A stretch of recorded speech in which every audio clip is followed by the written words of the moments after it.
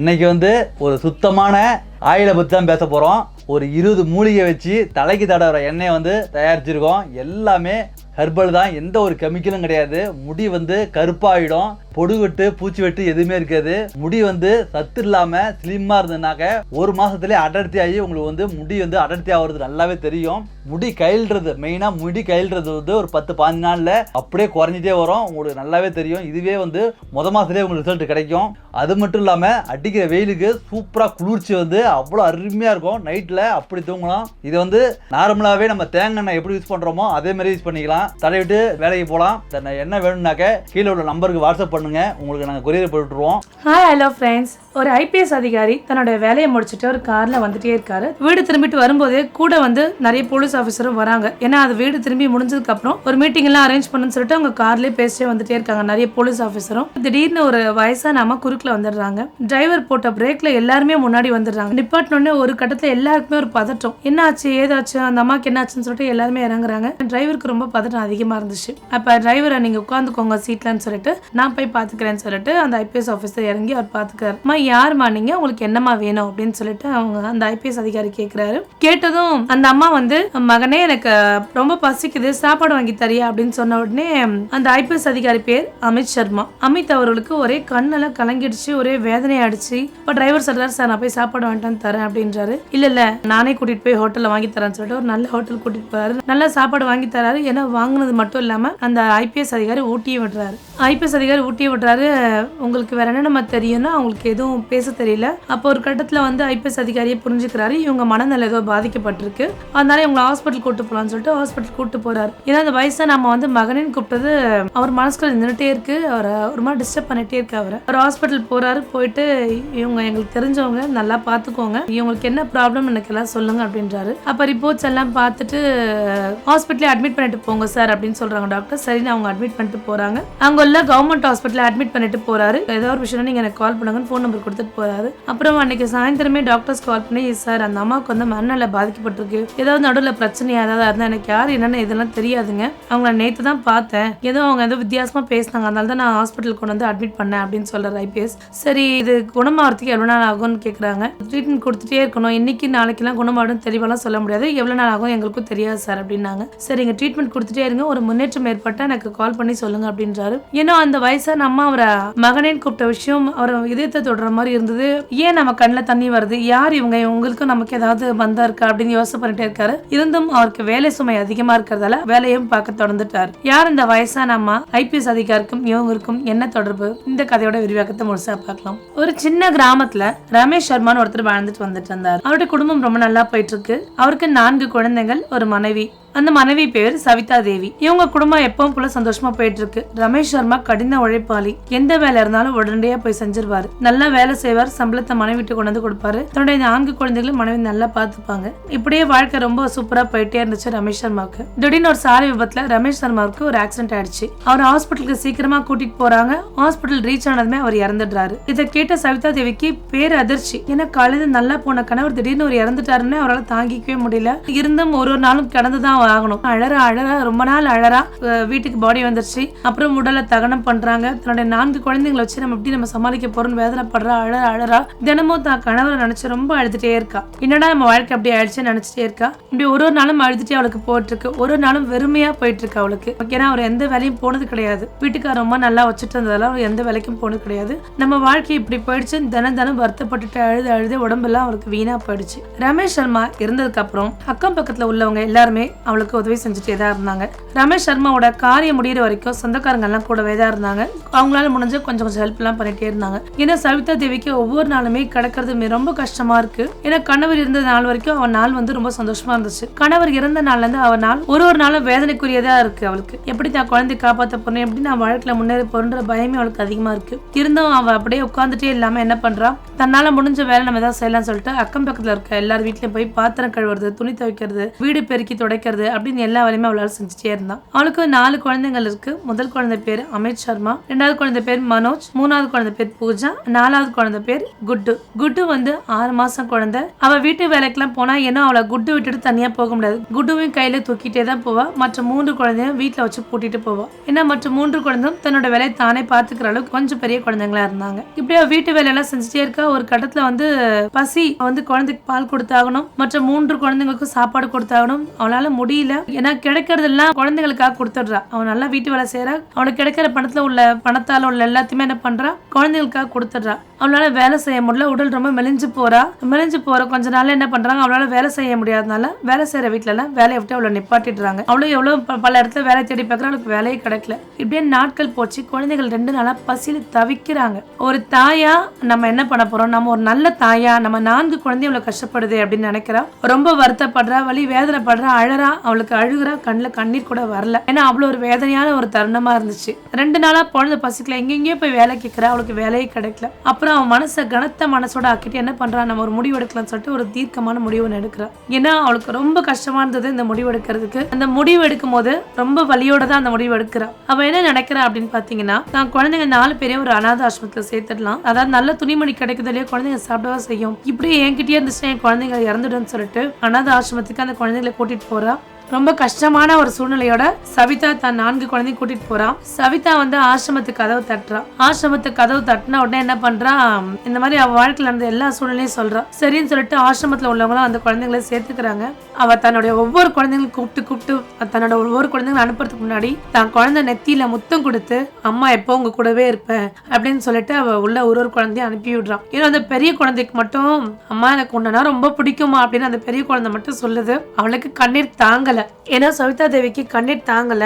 அவன் அழுதுட்டே வர அந்த அநாதாசிரமத்தை விட்டுட்டு நம்ம ஏதாவது ஒரு வேலை தேடிக்கலாம் அப்படின்னு சொல்லிட்டு வரா. வேலை தேடுறா. அவளுக்கு வேலை எங்கேயும் கிடைக்கல.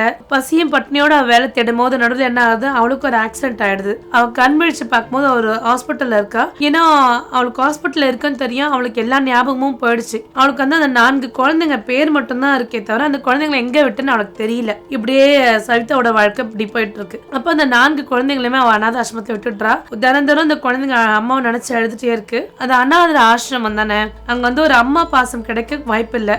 எல்லா குழந்தைங்களும் பாக்குற மாதிரி அந்த குழந்தைங்களும் பாக்குறாங்க. அமித் கொஞ்சம் பெரிய பையனா இருக்கான். அமித் ஓரளவுக்கு அங்க என்ன நடக்குதுன்றது அமித்தால தெரிஞ்சுக்க முடியுது. மற்ற 3 குழந்தைகளும் சின்ன சின்ன குழந்தைகள். அந்த அநாத ஆசிரமத்துக்கு நிறைய பணக்காரங்க எல்லாருமே வராங்க குழந்தைகளை தத்தெடுக்க. அப்ப அமித்தை தவிர்த்து அங்க உள்ள அந்த 3 குழந்தையும் தத்தெடுக்க ஆள் வராங்க. குட்டு, மனோஜ், பூஜா இவங்களாம் தத்தெடுக்க வராங்க. அமித்தை யாருமே தத்தெடுக்க விரும்பல. ஏன்னா அமித் வந்து கொஞ்சம் பெரிய பையனா இருக்கிறதால. அப்ப அமித் வந்து ஜன்னல் வழியா பாப்பான். நிறைய குழந்தைங்களை தத்தெடுக்க அங்க வரவங்க எல்லாம் பாப்பான். நிறைய காரு, நல்ல உடை எல்லாம் அணிஞ்சிருப்பாங்கல்ல. அப்ப அமித் நினைப்பான், நானும் என் வாழ்க்கையில நல்லா பெருசாகணும், நல்ல நிலைமைக்கு வரணும், இந்த மாதிரி காரோட நானும் நல்லா வருவேன் அப்படின்னு நினைச்சிட்டு இருக்கான். இப்படி ஒவ்வொரு நாட்களும் கடந்து போது ஒரு நாளும் ஒரு குழந்தைங்களும் மற்றவங்க எல்லாம் தத்தெடுத்துட்டு போயிடுறாங்க. அமித் தன்னோட வாழ்க்கை முழுவதும் அந்த அநாத ஆசிரமத்திலே கழிக்கிறான். ஆனா அமித் ரொம்ப நல்லா படிப்பான். நல்லா படிக்கணும், படிப்போனதான் தன்னோட வாழ்க்கை கை கொடுக்கும்னு சொல்லிட்டு நல்லபடியா படிச்சுட்டு வரான். நல்லா படிச்சுட்டே இருக்கும்போது அநாத ஆசிரமம் ரூல்ஸ் படி ஒரு 18 வயசுக்கு மேல குழந்தைங்களை வச்சுக்க மாட்டாங்க. அவங்க வெளியில அனுப்பிடுறாங்க. அப்ப அவனோட சர்டிபிகேட்ஸ் எல்லாம் கொடுத்து ஒரு பேர் ட்ரெஸ்ஸும் கொடுத்து அவனை வெளியில அனுப்பிச்சிடுறாங்க. அமித்க்கு வெளியில வந்தோடனே ஒண்ணுமே தெரியல. அவன் அநாத ஆசிரமத்துக்குள்ள சேஃபா வளர்ந்து சேஃபா இருந்தான். இப்ப அவன் வெளி உலகத்துக்கு வந்திருக்கான். எங்க போய் தங்கணும், எங்க போகணும் எதுவுமே அமித்க்கு தெரியல. ஆனா அமித்க்கு ஒரு விஷயம் மட்டும் தெரிஞ்சிச்சு, நமக்கு யாரும் கிடையாது, நம்ம ஒரு அநாத, நம்ம வாழ்க்கையை நம்ம தான் பாத்துக்கணும் அப்படின்னு அமித் வந்து நல்லா ஒரு தீர்மானமான முடிவுல இருந்தான். அமித் நம்ம வெளியில வந்துட்டோம், இப்ப என்ன செய்யறதுன்னு யோசனை பண்ணிட்டே இருக்கும்போது அவன் கையில நியூஸ் பேப்பர் கண்ணில் படுது. அப்ப அவன் நியூஸ் பேப்பர் முதல்ல கொஞ்சம் பணத்தோட வச்சிருந்தான். நியூஸ் பேப்பர் வாங்கி ஒவ்வொருத்தவங்க வீட்லயே போட ஆரம்பிச்சான். அது மட்டும் இல்லாம ஷூக்கு பாலிஷ் பண்ற வேலையும் செய்ய ஆரம்பிச்சான். அடுத்து வந்து இரவு சமயத்துல டியூஷன் எடுக்க ஆரம்பிச்சான். எங்கேயாவது யார் வீட்லயா கார் கழுவ கூப்பிட்டாங்கன்னா அங்கேயும் போவான். இந்த மாதிரி எல்லா வேலைகளும் செஞ்சுட்டு தன்னுடைய கிராஜுவேஷனை முடிக்கிறான். தன்னோட கிராஜுவேஷனை ரொம்ப கஷ்டப்பட்டு படிக்கிறான். தங்கறதுக்கு அவனுக்கு பெருசா இடம் கிடையாது. பிளாட்ஃபார்ம்ல தான் படுத்து தூங்குறான். அந்த பிளாட்ஃபார்ம்ல படிச்சுட்டு தினமும் அவனுடைய வாழ்க்கையை எப்படியே கடத்துறான். ஒரு நாள் நியூஸ் பேப்பர்ல பாக்குறான். நியூஸ் பேப்பர்ல பார்க்கும்போது IPS அதிகாரின்னு சொல்லி பார்க்கும்போது அவங்க நல்லா பாராட்டி அந்த நியூஸ் பேப்பரை போட்டிருந்தாங்க. நம்ம ஏன் ஒரு IPS அதிகாரிக்கு படிக்க கூடாது அப்படின்னு நினைக்கிறான். தன்னோட கிராஜுவேஷன் முடிச்சோடனே UPSC எக்ஸாமுக்கு அப்ளை பண்ணலாமா, நம்மளால முடியுமா முடியாதா அப்படிலாம் யோசனை பண்றான். அமித்க்கு வந்து கிராஜுவேஷன் ரொம்ப நல்லபடியா முடிஞ்சிருச்சு. இப்போ அவன் என்ன பண்றான், நம்ம யூபிஎஸ்சி எக்ஸாமுக்கு நம்ம முயற்சி தான் பண்ணி பார்ப்போம், நம்மளால கஷ்டப்பட்டு கடின உழைப்பு போடுவோம், நம்ம முயற்சி பண்ணி பார்ப்போம், கண்டிப்பா நம்ம யூபிஎஸ்சி தேர்வுல வெற்றி பெறுவோம்னு நம்பிக்கையோட என்ன பண்றான், யூபிஎஸ்சி எக்ஸாம் ஃபார்மை ஃபில் பண்றான். ஃபார்மை ஃபில் பண்ணிட்டு எக்ஸாம்ஸ்க்கு ப்ரிப்பேர் பண்றதுக்கு ஒவ்வொன்றா படிக்கிறான். அவன்கிட்ட எல்லா புக்ஸும் வாங்கி படிக்கிற அளவுக்கு வசதி கிடையாது, ஏன்னா ஒரு புக்ஸும் அவ்வளோ காஸ்ட்லியா இருக்கும். அவன் என்ன பண்றான், பொது லைப்ரரிக்கு போயிட்டு எல்லா புக்ஸும் நைட்டும் பகலுமா உட்காந்து அங்கேயே படிச்சுட்டே வந்துருவான். அவனோட கடின உழைப்பு படிச்சுட்டே வரான். இப்படி படிச்சுட்டே வரும்போது என்ன பண்றான், யூபிஎஸ்சி எக்ஸாம் தேர்வு டேட்டும் கிட்ட நெருங்கிடுச்சு. ஆனா அமித்க்கு போட்டுட்டு போறதுக்கு ஒரு நல்ல சட்டையோ ஒரு நல்ல வாட்சும் அவன் கையில கிடையாது. ரொம்ப அழுக்கான ஒரு வெள்ளை சட்டையும் ரொம்ப பாழடைஞ்ச ஒரு கை கடிகாரம் தான் அவன்கிட்ட இருந்தது. ஏனோ இதை வச்சு நம்ம போறோம், எப்படியோ பண்ணலாம் அப்படின்னு சொல்லிட்டு தனக்குள்ள ஒரு தன்னம்பிக்கையோட அந்த எக்ஸாம் எழுத போறான் அமித். அந்த பழைய ட்ரெஸ்ஸும் போட்டுட்டு போறான், அந்த கை கடிகாரத்தையும் கையில கட்டிட்டு போறான். இப்படி எக்ஸாம் கஷ்டப்பட்டு தேர்வு எழுதுறான். தேர்வு எழுதி நல்லபடியா முடிச்சிடறான். தேர்வு எழுதி முடிச்சதும் தன்னோட வாழ்க்கை எப்பவும் போல தொடர்றான். நியூஸ் பேப்பர் போடுறது, ஷூ பாலிஷ் பண்றது, நைட் ஆனா டியூஷன் எடுக்கிறது, ஃப்ரீயான சமயத்துல வண்டி கழுவுறது, இப்படி தன்னோட வேலை ரொட்டீனா செஞ்சுட்டே இருக்கான். யூபிஎஸ்சி எக்ஸாம் ரிசல்ட் வருது. யூபிஎஸ்சி எக்ஸாம் ரிசல்ட் வந்தது பாத்தீங்கன்னா அமித் அதுல ஃபர்ஸ்டா தேர்வு பட்டிருக்கான். ரொம்ப அவனுக்கு அளவு கடந்த சந்தோஷம். ஏன்னா அவன் முதன்மை தேர்வு மட்டும் முடிச்சுட்டான். அடுத்து பிரிலிம்ஸும் இருக்கு. அவன் முதன்மை தேர்வு முடிச்சதுக்கு அப்புறம் அடுத்து பிரிலிம்ஸ்க்காக தன்னை தயார்படுத்த ஆரம்பிச்சான். தன்னோட பகல் நேரம் எல்லாம் இந்த வேலையெல்லாம் செஞ்சுட்டு இரவு நேரம் எல்லாம் படிக்க ஆரம்பிச்சான். ஏன்னா அவனுக்கு பணமும் தேவை. பகல் நேரத்துல அவன் வேலை செஞ்சு ஆகணும், அப்பதான் அவனுக்கு பணம் கிடைக்கும். அதனால தன்னோட பகல் நேரம் எல்லாம் அவனோட வேலையை அன்றோட வாழ்க்கையை எப்பவும் போல செஞ்சுட்டே இருந்தான். சோ பிரிலிம்ஸும் வந்துச்சு. பிரிலிம்ஸும் நல்லபடியா முடிக்கிறான். பிரிலிம்ஸ்ல ஒரு நேர்காணல் வருது. நேர்காணலுக்கு போறான். ஏன்னா ஒரு பதற்றம் இருக்கு அவனுக்கு அந்த நேர்காணல் அட்டன் பண்றதுக்கு முன்னாடி. ஆனா மனசுக்குள்ள தன்னம்பிக்கை இருக்கு. நம்ம அனாதையா இருந்து நம்ம இவ்வளவு தூரம் வந்திருக்கோம், நம்ம வாழ்க்கையில நல்லபடியா வெற்றி அடையணும், நல்ல நிலைமைக்கு வரணும், 4 பேர் நம்மளை மதிக்கிற நிலைமைக்கு வரணும்ன்றது அமித்தோட நீண்ட நாள் கனவு. இந்த நீண்ட நாள் கனவு நமக்கு நிறைவேற போகுது. அப்ப நம்ம ரொம்ப நல்லா தைரியமாவே இருக்கணும்னு அமித் தன்னோட மனசுக்குள்ளேயே சொல்லிக்கிறான். இருந்தாலும் ஒரு சில பதற்றம் இருந்தாலும் அந்த பதற்றத்தை முகத்துல காமிச்சிக்காம தைரியமா இருக்கான். தைரியமா போயிட்டு அந்த நேர்காணல்ல போறான். அந்த நேர்காணலுக்கு போறான். ஏன்னா அமித் கிட்ட ஒரு நல்ல சட்டை எதுவுமே கிடையாது. மங்கலான ஒரு கலர்ல ஒரு ட்ரெஸ், ஒரு ஷூ, அதை பாலிஷ் போட்டு போறான். அதை பாலிஷ் போட்டு போன உடனே அந்த இன்டர்வியூல கேக்குறாங்க, ஏன் ஒரு இன்டர்வியூக்கு வரீங்க, ஒரு நல்ல ஷர்ட் போட்டுக்கூடாதா, ஒரு நல்ல ஷூ போட்டுக்கூடாதா அப்படின்னு சொல்லி கேக்குறாங்க. சரி உங்க பேர் என்னன்னு சொல்லுங்க, உங்க பேர் என்ன சொல்லிட்டு உங்களை பத்தின பயோகிராஃபி சொல்லுங்க அப்படின்னு சொல்லி கேக்குறாங்க. சரின்னு சொல்லிட்டு தன்னோட பேர் அமித் சர்மான்னு சொல்றான். நான் ஒரு அண்ணாதை, நான் ரொம்ப கஷ்டப்பட்டு வளர்ந்தேன், இந்த மாதிரி பேப்பர் போட்டு டியூஷன் எடுத்து ஷூ பாலிஷ் போட்டு வண்டியெல்லாம் கழுவிதான் நான் இந்த நிலைமைக்கு படிச்சு முடிச்சு இந்த நிலைமைக்கு வந்திருக்கேன் அப்படின்னு சொன்னோடனே அங்க உள்ள மெம்பர்ஸ் எல்லாருக்குமே ஒரே ஆச்சரியம். அதாவது நிறைய பேருக்கு நிறைய விஷயங்களுக்கு நல்ல வீடு இருக்கு, புக்ஸ் இருக்கு, ஆனா ஏதாவது ஒரு சாக்கு போக்கு சொல்லிட்டு ஒழுங்கா படிக்க மாட்டாங்க. ஆனா இவனுக்கு சொல்றதுக்கு எதுவுமே நல்லா இல்ல, ஆனா நீ இந்த அளவுக்கு முயற்சி பண்ணிருக்கேன் அப்படின்னு சொல்லிட்டு அங்க உள்ள போர்ட் மெம்பர்ஸ் எல்லாருமே அமித்தை பாராட்டுறாங்க. சூப்பர் அப்படின்னு சொல்லிட்டு கங்க்ராச்சுலேஷனும் பண்றாங்க. இந்த ஒரு பொசிஷனுக்கு நீ ஒரு நல்ல உதாரணம் சொல்றாங்க. அது மட்டும் இல்லாம அரசியல்ல இருந்து சட்டத்துல இருந்து உள்ள நிறைய பல கேள்விகள் கேட்கறாங்க. அமித் தன்னோட எல்லா கேள்விகளுக்கும் கரெக்டான பதில் கொடுத்துட்றான். பதில் கொடுத்து நேர்காணல் முடிஞ்சதும் அவன் வந்துடுறான். அடுத்த நாள் எப்பவும் போலவே தன்னோட வேலையை பார்த்துட்டு இருக்கான். அதாவது நியூஸ் பேப்பர் போட்டுட்டு இருக்கான், டியூஷன் எடுத்துட்டு இருக்கான், ஷூ பாலிஷ் பண்றான், வண்டி கழுவுறான். தன்னுடைய அன்றாட வாழ்க்கையை அவன் செஞ்சுட்டு தான் இருக்கான். தான் யூபிஎஸ்சில செலக்ட் ஆயிட்டான்னு சொல்லிட்டு அவன் தன்னோட வேலையை எதுவுமே நிப்பாட்டல. அவன் எப்பவும் போல கடின உழைப்பை செஞ்சுட்டே தான் இருக்கான். ஒரு 10 நாள் கழிச்சு இப்படியே போகுது. 10 நாள் கழிச்சு யூபிஎஸ்சி பிரிலிம்ஸோட ரிசல்ட் அறிவிக்கப்படும் அப்படின்னு நியூஸ் பேப்பர்ல பாக்குறாங்க. அப்ப அங்க ஒரு சேட்சின்னு ஒருத்தர் இருக்காரு. அவருடைய கார் தான் அமித் கழுவிட்டு இருக்காரு. சேட்சி வந்து அமித்க்கு நிறைய விஷயத்துல ஹெல்ப் பண்ணிருக்காரு. ஒரு படிக்கிறதுக்கு ஏதாவது புக்ஸா இருந்துக்கட்டும், ஒரு நல்ல சாப்பாடு இருக்கட்டும், நிறைய விஷயத்துல ஹெல்ப் பண்ணிருக்காரு. அமித் கிட்ட போன் கூட கிடையாது. அமித் வந்து சேட்சிட்ட சொல்றாரு, ஐயா எனக்கு வந்து இந்த மாதிரி ரிசல்ட் வருது, உங்களுக்கு டைம் இருந்தா கொஞ்சம் பார்த்து சொல்லுங்க ஐயா அப்படின்னு சொல்றாரு. சரி அமித், கண்டிப்பா நான் உனக்கா பார்த்து சொல்றேன் அப்படின்றாங்க. நேரம் நெருங்கிட்டு இருக்கு. நம்பரை சொல்றான். நம்பர் சொல்றதுக்கு முன்னாடி அந்த சேட்சி என்ன பண்றாரு, வானத்தை பார்த்து கடவுளே இவன் நல்லபடியா செலக்ட் ஆகணும், இவன் போட்டு கடின உழைப்பு நல்லபடியா அவன் பெரிய ஆளா வரணும் அப்படின்னு சொல்லிட்டு சேட்சி தன்னோட கடவுள்கிட்ட ரொம்ப நல்லபடியா வேண்டிக்கிறாரு. வேண்டி முடிச்ச உடனே ரிசல்ட்டை பார்த்த உடனே ஒரே சந்தோஷம். அமித் நீ பாஸ் ஆயிட்ட, நீ வாழ்க்கையில வெற்றி அடைஞ்சிட்டேன்னு ரொம்ப சந்தோஷமா சொல்றாரு. அப்ப அமித் சேட்சி காலில் விழுந்து ஐயா நான் ஆசீர்வாதம் பண்ணுங்க அப்படின்னு சேட்சி அமித்தை தூக்கி கட்டி பிடிச்சி நீ ஜெயிச்சிட்டடா, நீ நல்லபடியா ஜெயிச்சிட்ட, நீ வாழ்க்கையில இவ்வளவு நாள் கஷ்டப்பட்டதுக்கு நல்ல அடுத்து அடைஞ்சிட்ட அப்படின்னு ரொம்ப பெருமையா சொல்றாரு. பெருமையா சொன்னது அவனுக்கு ஒரே சந்தோஷம். நீ அந்த ஊர் மக்கள் எல்லாருக்குமே ஒரு பெரிய எக்ஸாம்பிளா இருப்பேன். அவன் எவ்வளவு பொருள் வச்சுட்டு எல்லா விஷயத்த வச்சுட்டு விட்டுடுறான், ஆனா நீ எதுவுமே இல்லாம சாதிச்சிருக்கேன்னு அப்படின்னு ரொம்ப அவனை ரொம்ப பெருமைப்படுத்தி பேசுறாரு. அது மட்டும் இல்லாம அக்கம் பக்கத்துல உள்ள எல்லாருக்கிட்டுமே அமித் கதையை பத்தி சொல்றாங்க. அந்த ஊர் முழுவதும் அமித்தோட கதை ரொம்ப பெருசா பரவலா பேசிட்டு இருக்காங்க. இப்படி பேசிட்டு இருக்கும்போது அமித் தன்னோட ட்ரைனிங்கை நல்லபடியா முடிக்கிறாரு. ட்ரைனிங்கை நல்லபடியா முடிச்சதுக்கு அப்புறம் ட்ரைனிங்ல கடின உழைப்பும் சோம்பலும் இல்லாம நல்ல பேர் ட்ரைனிங்லயும் வாங்குறாரு. ட்ரைனிங்ல வாங்கினதுக்கு அப்புறம் அமித்க்கு டெல்லியில ஒரு இடத்துல போஸ்டிங் போடுறாங்க. அந்த இடத்துல அவர் நல்லா பணி செஞ்சுட்டே இருக்காரு. நிறைய குற்றப்பிரிவுகளை பத்தி பேசிட்டு இருக்காரு. பேசிட்டே இருக்கும்போது என்ன பண்றாரு, சக போலீஸ் இன்ஸ்பெக்டர் எல்லாரையும் கூப்பிட்டு மீட்டிங் மாதிரி அரேஞ்ச் பண்றாரு. அவர் ரிட்டர்ன் வீடு திரும்புறாரு. வீடு திரும்பும் போது தான் திடீர்னு ஒரு வயசான அம்மா அவங்க காருக்கு நடுவில் விழுந்துடுறாங்க. எல்லாருமே அதிர்ச்சி அடைஞ்சிடுறாங்க. ஏன்னா திடீர்னு டிரைவர் பிரேக் போட்டதும் பின்னாடி இருந்தாங்க எல்லாருமே முன்னாடி வந்துட்டாங்கன்னா சடன் பிரேக் போட்டு அவர் நிப்பாட்டினாரு. அந்த டிரைவர் சடன் பிரேக் போடலன்னா அந்த அம்மா இறந்துருப்பாங்க. போலீஸ் எல்லாருமே வெளில வந்து பாக்குறாங்க என்ன ஆச்சுன்னு சொல்லிட்டு. இப்போ டிரைவர் எந்திரிக்கிறாரு. அப்ப அமித் சார் வந்து இல்ல நீங்க உட்காருங்கன்னு சொல்லிட்டு டிரைவருக்கு நான் பாத்துக்கிறேன் நீங்க உட்காருங்கன்னு சொல்லிட்டு டிரைவர் உட்கார சொல்றாரு. யார்மா அம்மா யார்மா நீங்க அப்படின்னு சொல்லி கேட்கிறாரு. மகனே எனக்கு சாப்பாடு வாங்கி தரியா அப்படின்னு சொன்னோடனே அவர் கண்ணெல்லாம் கலங்கிடுச்சு. அவருக்கு பழைய நினைவெல்லாம் வந்துருச்சு. தன்னோட அம்மா நினைவெல்லாம் ரொம்ப வந்துருச்சு அவனுக்கு. யார் நீங்க உங்களுக்கு என்ன வேணும்னா எனக்கு சாப்பாடு வாங்கி தரியா திருப்பி கேட்டோன்னே சரிம்மா நான் உங்களுக்கு வாங்கி தரேன் அப்படின்னு சொல்றாரு. அப்ப டிரைவர் சொல்றாரு சார் நான் வாங்கி தரேன்னா இல்ல நம்ம கூட கூட்டிட்டு போலான்னு சொல்லிட்டு அவர் கூட கூட்டிட்டு போய் ஒரு நல்ல ஹோட்டல் கூட்டிட்டு போறாரு. நல்ல சாப்பாடு வாங்கி தராரு. அவங்க அம்மான்னு கூப்பிட்ட வார்த்தை அமித்க்கு வந்து ஒரு இணையெல்லாம் அன்பை தருது, இணையெல்லாம் பாசத்தை தருது. ஏன் உங்க மேல எனக்கு இணையெல்லாம் அன்பு பாசம் ஏன் நம்ம இதே இந்த அளவுக்கு துடிக்குது அப்படின்னு நினைச்சிட்டே இருக்காரு. அந்த ஹோட்டல் கூட்டிட்டு போய் சாப்பாடு வாங்கி தராரு. வாங்கினது மட்டும் இல்லாம ஒரு ஊட்டியும் விடுறாரு. அங்க உள்ள கவர்மெண்ட் ஹாஸ்பிட்டலுக்கு கூட்டிட்டு போறாரு. கூட்டிட்டு போய் இந்த மாதிரி நடந்த விஷயத்த எல்லாத்தையும் சொல்றாரு. இவங்க இன்னைக்கு தான் நான் பார்த்தோம், இந்த மாதிரி அட்மிட் பண்ணிக்கோங்க, எனக்கு என்ன ப்ராப்ளம் எனக்கு பார்த்து சொல்லுங்கன்னு சொல்றாரு. அப்ப அவங்களுக்கு தேவையான டெஸ்ட்லாம் எடுக்கிறாங்க. அப்ப நீங்க அட்மிட் பண்ணிட்டு போங்க சார் அப்படின்றாங்க. நாங்க தேவையான டெஸ்ட்லாம் எடுத்துட்டு என்னென்ன ப்ராப்ளம் என்னன்னு நாங்க சொல்றோம் சார் அப்படின்றாங்க. அந்த ஹாஸ்பிட்டல் அட்மிட் பண்ணிட்டு வந்துடுறாரு. அமித் என்ன வீடு திரும்பினதும் ஒரு பதட்டம், அந்த குரல் அவரை வந்து ரொம்ப டிஸ்டர்ப் பண்ணிட்டே இருக்கு. யார் இவங்க ஏன் இவங்க குரலுக்கு எனக்கு இவ்வளவு சம்பந்தம், ஏன் இவ்வளவு ஒரு இதயத்தை தொடர மாதிரி இருக்கு இந்த குரல், பரிச்சயமான குரலா இருக்கே அப்படின்னு தவிக்கிறாரு. மனசுக்குள்ளே யோசனை பண்ணிட்டே இருக்காரு. யோசனை பண்ணிட்டே இருக்கும்போது அவருக்கு ஹாஸ்பிட்டல்ல இருந்து போன் வருது. சார் அவங்க வந்து மனநல பாதிக்கப்பட்டிருக்காங்க, இதுக்கு முன்னாடி அவங்களுக்கு ஆக்சிடென்ட் ஏதாவது நடந்திருக்கா அப்படின்னு கேட்குறாங்க. இல்ல நான் இன்னைக்கு தான் அவங்களை பார்த்தேன் அப்படின்னு எல்லாத்தையும் சொல்றாங்க. சார் நீங்க ஹாஸ்பிட்டல் அட்மிட் பண்ணி வைங்க, அவங்க குணமானதை எனக்கு இன்ஃபார்ம் பண்ணுங்க அப்படின்றாரு. இப்படியே அமித் தன்னோட வேலைகளும் பார்க்க வேண்டிய சூழ்நிலை இருந்தது. அமித் தன்னோட வேலையை பார்த்துட்டே இருந்தாரு. இப்படியே 6 மாசங்கள் போயிடுச்சு. 6 மாசங்கள் போனதுக்கு அப்புறம் என்ன பண்றாரு, ஹாஸ்பிட்டல்ல இருந்து கால் பண்றாங்க. அந்த அம்மா பூர்ணமா குணமாயிட்டாங்க அப்படின்னு சொல்றாங்க.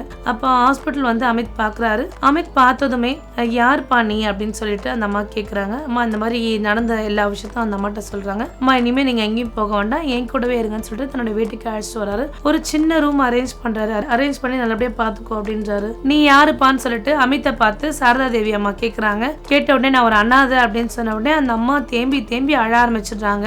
ரொம்ப அழ ஆரம்பிச்சிடுறாங்க. என்னம்மா என்ன விஷயம், ஏன் அப்படி அழுவுறீங்க அப்படின்னா நீங்க யாரு, உங்களுக்கு ஏதாவது தெரியுமா அப்படின்னு அமித் அப்ப கேட்கிறாரு. என் பேர் சாரதா தேவி, நான் ஒரு அழகான குடும்பத்துல வசிச்சுட்டு இருந்தேன். என் கணவர் ரமேஷ் சர்மா அவர் இறந்துட்டாரு. கணவர் இறந்ததுக்கு அப்புறம் நாங்க ரொம்ப பசியும் பட்டினியுமா இருந்தோம். நான் சின்ன குழந்தைங்க 4 குழந்தைங்களை வச்சிருந்தேன். வேலைக்கு போனேன், அங்க என்னால வேலை ஒழுங்கா செய்ய முடியல, என்னோட உடல்நிலை சரியில்லாத காரணத்தால என் 4 குழந்தைங்களுமே நான் அனாதை ஆசிரமத்துல விட்டுட்டேன் அப்படின்னு சொல்லிட்டு ஓன்னு சொல்லிட்டு நினைச்சு தேம்பி அவங்க அழுதுட்டே இருக்காங்க. அவங்க அழ நிப்பாட்ட பேல அப்ப ஏனோ ஒரு அமித் கண்ணில் வந்து தண்ணியே மீறி தானா தண்ணி வருது. மனசெல்லாம் ஒரு மாதிரி கனத்த மனசா இருக்கு. தண்ணீரை கொடுக்குறாரு, இருந்தாலும் அவர் கண்ணுல இருந்து தண்ணி மீறி தண்ணி வருது. அப்ப கேட்கிறாரு அவர்கிட்ட போயிட்டு, அம்மா உங்க முதல் குழந்தை பேர் என்னம்மா அப்படின்னு கேட்கிறாரு. என் முதல் குழந்தை பேர் அமித், 2வது குழந்தை பேர் மனோஜ், 3வது குழந்தை பேர் பூஜா, 4வது குழந்தை பேர் குட்டு அப்படின்னு சொல்றாங்க.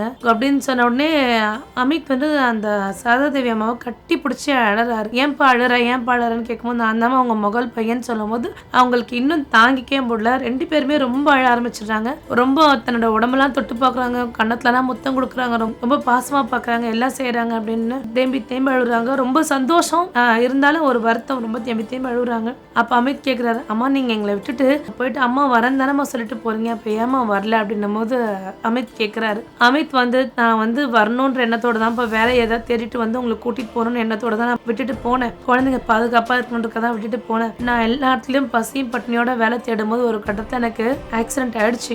ஆக்சிடென்ட் ஆனதை நான் முழிச்சு பார்த்தேன், ஹாஸ்பிட்டல்ல இருந்தேன். ஏன்னா எனக்கு ஞாபகங்கள் எதுவுமே இல்லப்பா அப்படின்னாங்க. உங்க 4 பேர் மட்டும் தான் எனக்கு ஞாபகம் இருந்தது தவிர உங்களை நான் எங்க விட்டேன் ஏது விட்டேன்னு எனக்கு தெரியலப்பா அப்படின்றாரு. இதை கேட்டதும் 2 பேரும் ரொம்ப வருத்தப்படுறாங்க.